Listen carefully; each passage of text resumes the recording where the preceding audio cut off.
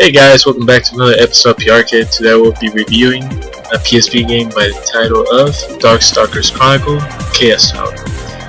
Now, a little thing about Darkstalkers Chronicles is if you own it, you pretty much own every Darkstalkers game out there, because this game combines elements of every games in the series, such as Night Warriors, the first Darkstalkers, and Darkstalkers 3, which is probably the most famous one out of all of them. So, if you own this game, then you're pretty much set on the Darkstalkers series, because there hasn't been a new Darkstalkers game since, I believe it was 2010, 2011, when Darkstalkers Resurrection was released on the PSN, but that didn't pan out too well. So let's get on with the game mechanics.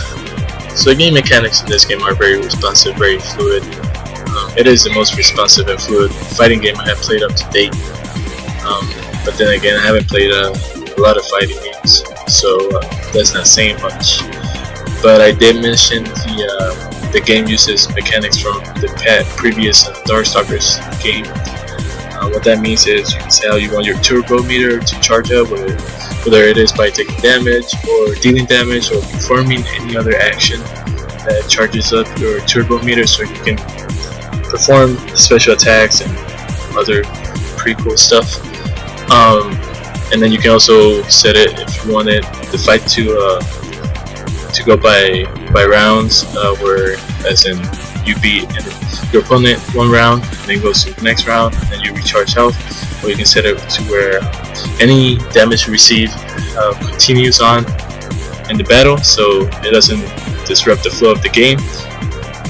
And that's the mode I prefer. That's the Darkstalkers 3 mode, for those of you who don't know that mode. This game also introduces the Chaos Tower. So what the Chaos Tower pretty much is like any other tower mode in any other fighting game, where you go up a tower, defeat a certain number of opponents. You can unlock illustrations and all that collectible stuff. It is pretty fun, but I've only been able to make it to around the 30 something opponent, because your health doesn't regenerate as you go up the tower, excuse me, and your opponents can dish out a lot of damage and whatnot. So yeah, it is a pretty difficult mode at first until you get the hang of it, but it is pretty fun to play. The arcade mode, you go through the arcade mode and fight 6 opponents, and then you have the final boss, which is Jetta. You saw the illustration at the beginning of this video. He's a cheap boss. He's pretty tough, so you gotta be able to beat him once you get the hang of the mechanics, because if you don't get the hang of the mechanics by the time you reach him, you're not gonna beat him. Okay, so let's move on to the roster of this game. The roster of this game is very diverse, anywhere from a robot from Mexico to vampires to a karate, nunchuck wielding werewolf, who is my favorite. I know it sounds ridiculous, but trust me when I say this, that he is awesome. He is one of the best characters in the game to play as, because he is very fast. He has very good moves. If you pull off his specials, they do a ton of damage. That's another thing I want to talk about this game. Pulling off specials in Darkstalkers Chronicle is way harder than any other Darkstalkers game, because you're using the PSP. In order to pull off specials in the PSP, it is very, very hard. I don't know how people do it, but I have a very hard time with it. Anyways, moving on with the characters. Anybody who likes like the old monsters, like Frankenstein's monster, Lagoon, monster, the werewolves, vampires, and all that stuff will like this game because all the characters in this game are influenced by those monsters in one way or another. Everybody has a diverse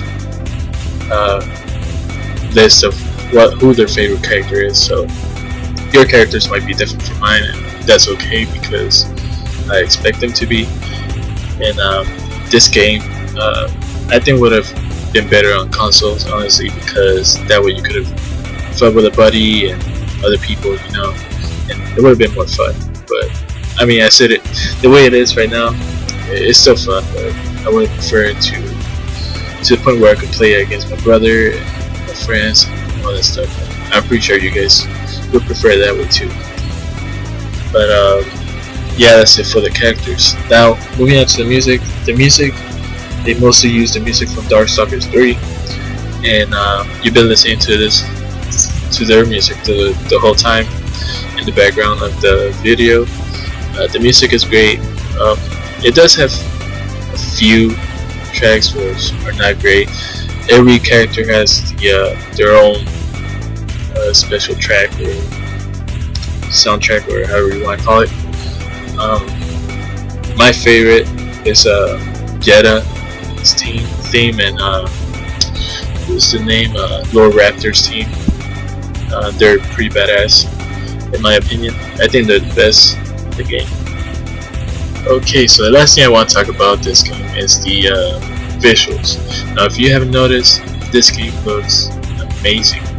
I think the sprite work, the 2D fighting style, everything works with the art style. I like the character portraits, the stages, everything about this game visually is outstanding. And that's pretty much it for this review, guys. Now, leave a comment down below to tell me what game you want to see next review at my channel from these two games right now. It's either going to be Game of Thrones, the game for the PS3, or El Shaddai for the PS3. So don't forget to like, comment, subscribe, and tell me what game out of those two you want to see me review next. And that's gonna be it, guys.